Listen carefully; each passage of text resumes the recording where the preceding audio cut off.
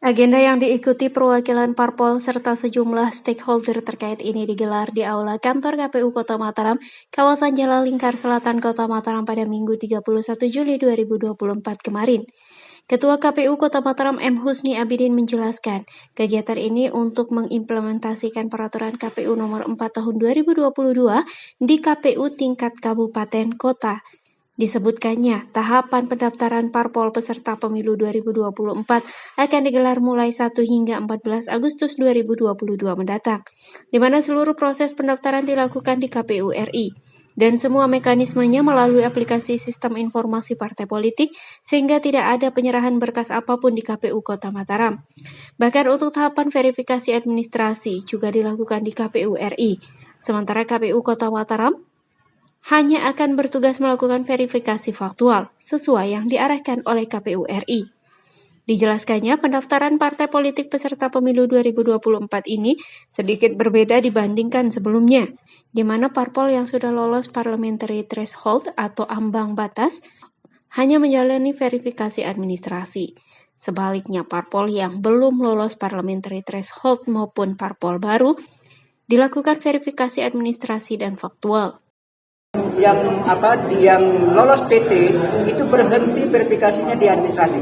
Kalau sudah dinyatakan memenuhi syarat verifikasi administrasi per tanggal maksimal tanggal 14 Oktober, maka dia bisa langsung ditetapkan menjadi partai peserta pemilu 2024. Itu bunyi pasal 2-nya.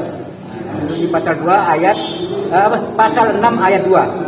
Nah, jadi bagi partai politik yang tidak lolos PT, termasuk yang ada DPRD provinsinya yang ikut pemilu 2019 maupun yang belum pemilu 2019, maka perlakuannya sama. Dia harus lolos administrasi, baru difaktualkan, baru dinyatakan memenuhi syarat menjadi partai politik peserta pemilu nanti di tanggal 13 Desember atau 14 Desember 2022. Di tempat yang sama, Ketua Bawaslu Kota Mataram Hasan Basri mengingatkan jajaran KPU Kota Mataram agar profesional serta tetap mengacu pada mekanisme yang berlaku pada saat menjalankan tugasnya. Melaksanakan tahapan pendaftaran, verifikasi, serta penetapan parpol peserta pemilu 2024. Di samping itu, Hasan Basri juga mengingatkan parpol calon peserta pemilu 2024 agar bersikap jujur dalam memasukkan semua data atau berkas dokumen yang dibutuhkan dalam proses pendaftaran peserta pemilu ini.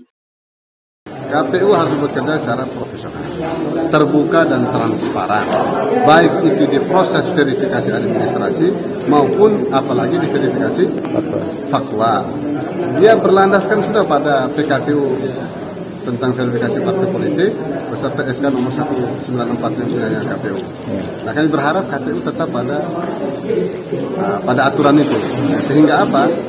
Kalau baca di Undang-Undang 7 itu penyelenggara pemilu itu harus memperlakukan semua peserta pemilu atau calon peserta pemilu itu harus sama. Sementara itu, hingga saat ini terdapat 39 partai politik yang sudah terdaftar di Kementerian Hukum dan HAM dan tercatat sebagai parpol calon peserta pemilu 2024. Dari jumlah tersebut, 16 partai politik merupakan parpol lama peserta pemilu sebelumnya, dan sisanya merupakan parpol pendatang baru. Namun dari keseluruhan jumlah tersebut, baru ada 10% partai politik yang sudah 100% melengkapi berkas persyaratan pendaftarannya. Irham Rosyidi, Lombok TV, Mataram.